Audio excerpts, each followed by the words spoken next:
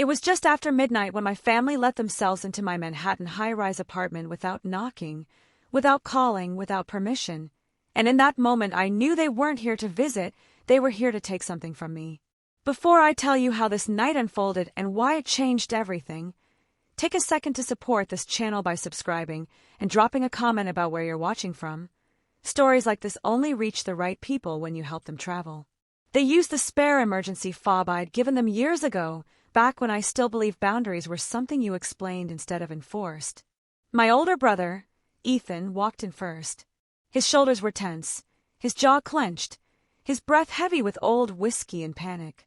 Behind him came my parents, Margaret and Paul, stepping into my apartment like auditors instead of guests, their eyes scanning the marble floors and floor-to-ceiling windows as if everything they saw already belonged to them. "We need $70,000, my father said flatly, stopping near the kitchen island. No greeting, no concern, just a demand. Ethan's trading account was margin called this afternoon. I didn't answer right away. I stood there barefoot on my own rug, the city glowing below the windows, my pulse slow and steady. I'd learned long ago that silence unsettled them more than anger ever could. "I'm not giving you money," I said. My mother didn't raise her voice. She didn't cry. She didn't plead. Instead, she reached into her leather handbag and pulled out a thick stack of papers, then dropped it onto my glass coffee table. The sound was dull, deliberate, final. "Then we'll proceed with this," she said quietly. I looked down. The heading jumped out immediately. Petition for emergency conservatorship. The stated cause was financial instability and impaired judgment. "We're doing this because we love you," my mother added, her eyes ice cold. "Tomorrow morning, the court takes control of your assets." They left right after that. No discussion. No goodbye. The door closed softly behind them, and my apartment returned to silence, so complete it felt artificial. I didn't cry. I didn't throw anything. I walked to the door and engaged the deadbolt, then the secondary lock, then the reinforced interior latch I'd installed months earlier, back when Ethan had started asking suspiciously detailed questions about my bonuses and stock vesting schedule. I poured myself a glass of water and stood at the island, staring at the paperwork. I didn't need to read it. I already understood what it was. This wasn't concern. It was escalation. I was a senior structural designer. When a load-bearing wall fractures, you don't panic. You secure the structure, isolate the damage, and redesign the system so it can't happen again. I opened my laptop. It was 12:18 a.m. The courts opened at 9. I had 8 hours and 42 minutes. I started with the credit bureaus. All three. Full security freezes. No loans. No new accounts. No utilities. Nothing moved without a PIN that existed only in my head. Next, the banks. They knew my old passwords. They knew my social security number. They knew every childhood security question because they were the childhood. I changed everything. 30-character passwords. Randomized answers. Security responses replaced with chemical formulas and serial numbers. I enabled alerts on every transaction, every login, every change. Then I moved the cash. I opened a dormant high-yield holding account I'd created years earlier for a potential firm buy-in, an account they didn't know existed. I initiated a wire transfer for 90% of my liquid assets. The screen paused. Confirmed transfer, $118,400. I confirmed. The progress bar turned green. I didn't stop there. I logged into payroll and removed my direct deposit. If they managed to freeze my primary account tomorrow, my next paycheck wouldn't land in a trap. It would sit untouched until I redirected it. By 1:04 a.m., I no longer existed financially. I leaned back in my chair, the city lights reflecting off the screen, and opened a new spreadsheet. I named it Family Transactions. Row by row, year by year, I started typing. Ethan DUI settlement, 2018, $14,500. Mother's medical emergency, 2020, $9,000. Father's investment club, dues to avoid expulsion, 2022, $17,800. The list grew. Bailouts disguised as loans. Loans never repaid. Emergencies that weren't emergencies at all. Total, $231,000 over 8 years. I stared at the number.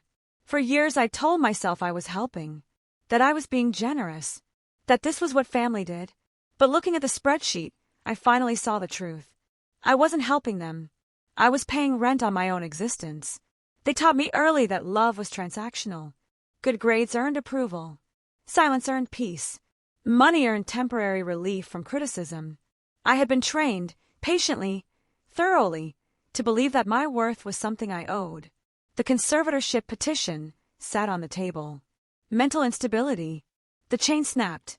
I wasn't their little girl anymore. I was a sovereign entity, and I had just closed my borders. The sun began to rise over the Hudson, painting the river in steel-gray light. I picked up my phone.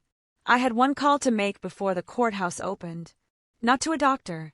Not to a therapist. I dialed my aunt. My phone rang exactly at 7:02 a.m. The vibration buzzed across the marble desk like an insect trapped under glass. I didn't answer it. I watched the screen light up again and again, the name stacking neatly like evidence. Ethan. Mom. Dad. Then unfamiliar numbers. Then messages. Margaret had already started working the angles. My cousin Claire texted first. Your mom says you're not well. Please call someone. Then my Uncle Richard. Paul says you're acting erratic. We're worried. Ethan left a voicemail. His voice was tight, rehearsed. You scared everyone last night. Mom thinks you're spiraling. Just talk to us. I played my father's voicemail again instead. The one he'd left at 2:13 a.m., thick with scotch and entitlement. That money isn't yours. We invested in you. You don't get to pull out now. I saved it, then uploaded it, then backed it up twice. For the first time, I understood something with brutal clarity. To them, I wasn't a daughter. I was a portfolio. I dialed my Aunt Naomi. She picked up on the second ring. I was wondering when you'd call, she said dryly. Your mother posted a prayer request online about your mental episode 20 minutes ago. I need help, I said. Good, Naomi replied. Be at my office in 45 minutes. Bring coffee. Black. Naomi's office sat on the 43rd floor of a steel tower downtown. It didn't feel like a workplace. It felt like a command center. Glass walls. Exposed steel. No personal photos. Only screens. Her receptionist waved me through without asking my name. Naomi stood by the window, arms crossed, watching the city wake up. She didn't hug me. She didn't ask if I was okay. She pointed to a chair. Show me everything, she said. I slid the conservatorship petition across the desk. She skimmed it once, then again more slowly. Impaired judgment, she murmured. Manic spending. She let out a short laugh. They're accusing a woman who manages 9-figure infrastructure budgets of being unable to handle her checking account. She dropped the papers and looked at me. They're desperate. What do you mean? I asked. If they just wanted money, they'd guilt you. They'd cry. They'd sell something. Filing this. She tapped the petition. This invites scrutiny. Narcissists hate scrutiny. She pressed a button on the wall. Send in the team. 3 people walked in carrying laptops. No small talk. No introductions. They sat and opened their screens. We're not just defending you, Naomi said. We're opening their books. She turned to me. I need everything. Old tax returns. Trust paperwork. Property records. Anything you've ever touched. I gave her everything I had. The room filled with the sound of typing. Quiet and relentless. Numbers scrolled. Documents surfaced. Debts appeared where none had ever been mentioned. I paced. I drank coffee. I waited. 6 hours later, one of the analysts printed a single page and handed it to Naomi. She read it once. Then she looked up at me, and for the first time that day, her expression softened. Sit down, she said. I sat. Who owns the house in Brookhaven? She asked. My parents, I replied automatically. They bought it in the 90s. They bought it, Naomi corrected. But they don't own it. She slid the paper toward me. It was a property transfer record. Date, May 14th, 10 years ago. The date my grandmother died. The deed transferred into a trust that day, Naomi said quietly. Your father became trustee. The beneficiary. She met my eyes. You. My chest tightened. He was supposed to transfer ownership when you turned 25, she continued. He didn't. He buried the paperwork. I felt the room tilt. They've been living in your house, Naomi said, rent-free for a decade. The conservatorship petition snapped into focus. They weren't trying to save me. They were trying to cage me. If I were declared incompetent, my father would retain control indefinitely. They're terrified, Naomi said, because you're turning 30 next month, and the audit window is automatic. I stood slowly. They're squatters, I said. Yes, Naomi replied, and they're trying to lock the owner away. I walked to the window and stared at the city I'd built while believing I owed them everything. Let's go to court, I said. The hearing took place in a beige courtroom that smelled like disinfectant and anxiety. My parents sat to the left, dressed for sympathy. Soft colors, gentle expressions. Ethan lounged beside them, checking his watch. Their attorney painted me as unstable, reckless, paranoid. I didn't flinch. Naomi stood. We moved to dismiss, she said calmly, on grounds of fraud and concealed assets. She placed the deed on the bench. Silence. The judge read, then looked up at my father.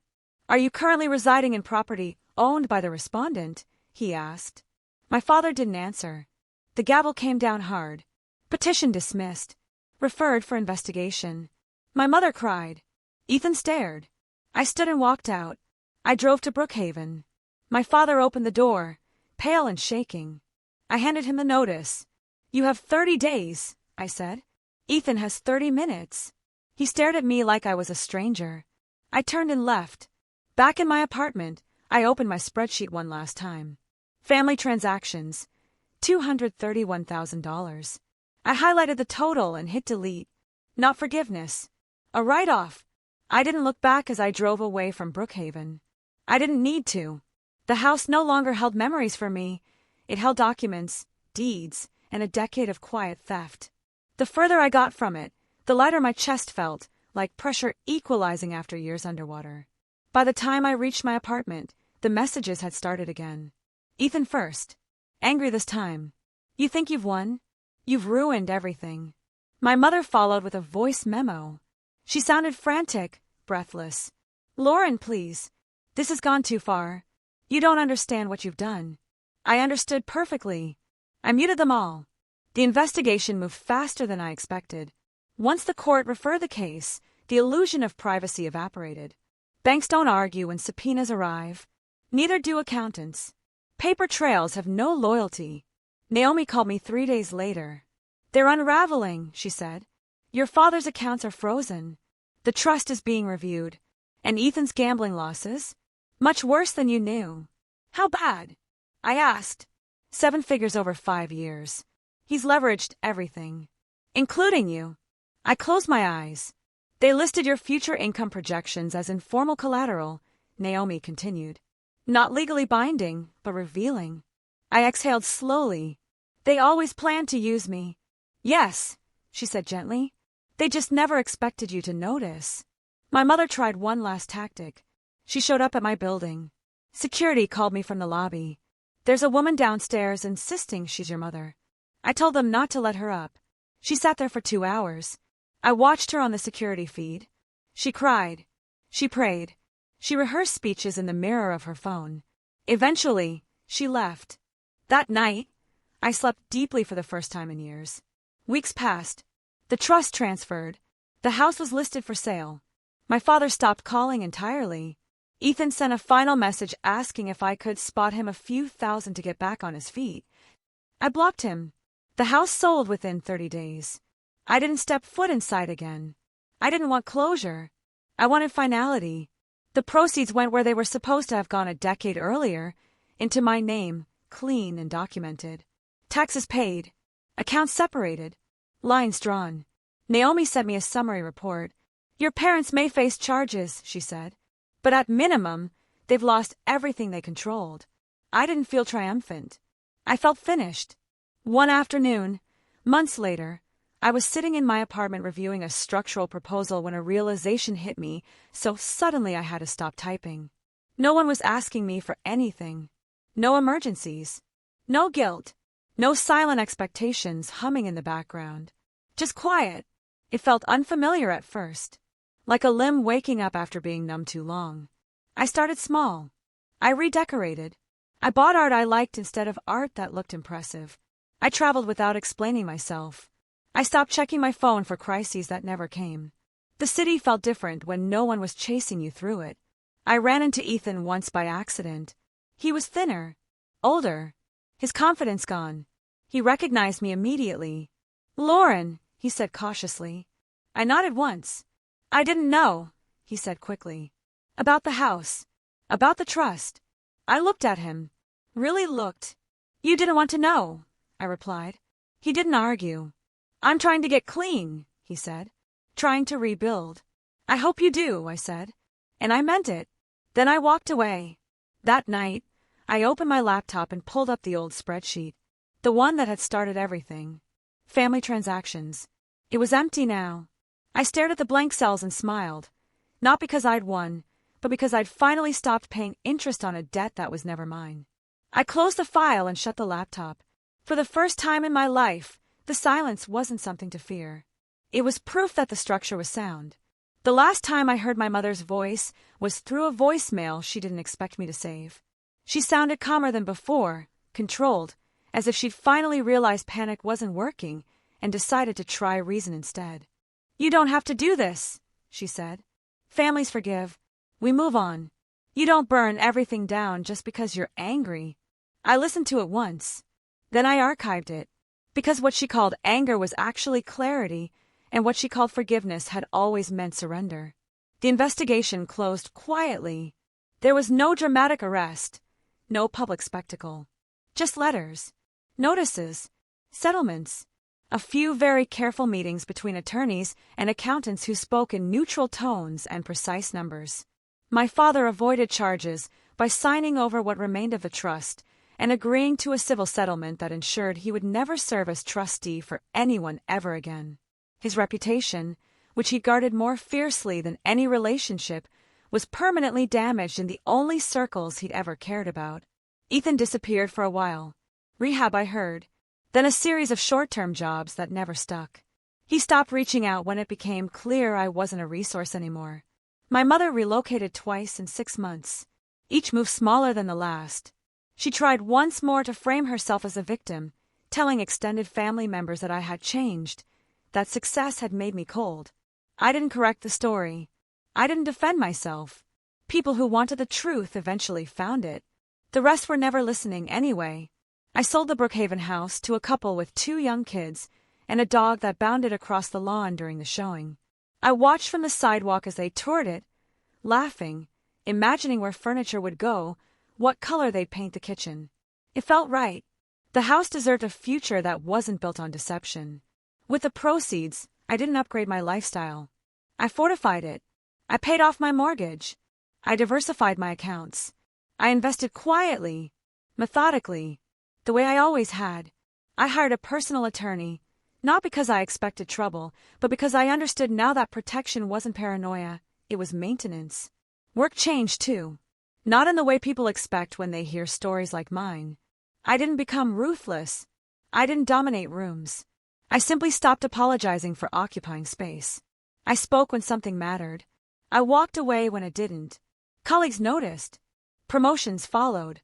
One afternoon, my firm's managing partner stopped me in the hallway. "You're different," he said.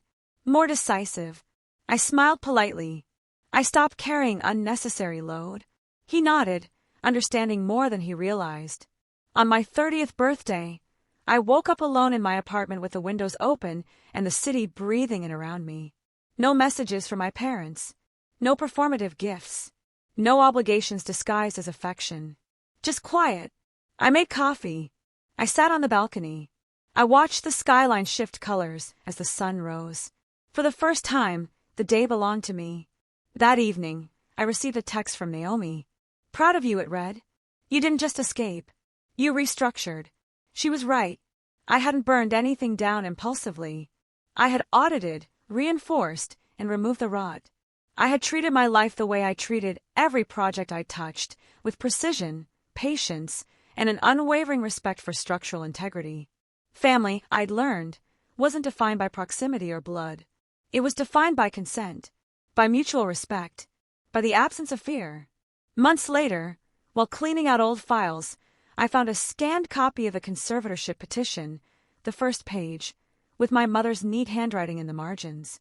Mental instability. I stared at it for a long moment. Then I dragged it to the trash. Some structures are designed to fail. Others fail because no one is brave enough to condemn them. I closed the laptop, turned out the lights, and stood by the window one last time before bed. The city stretched endlessly, alive with possibility. No chains, no stakes, no invisible contracts, just open ground.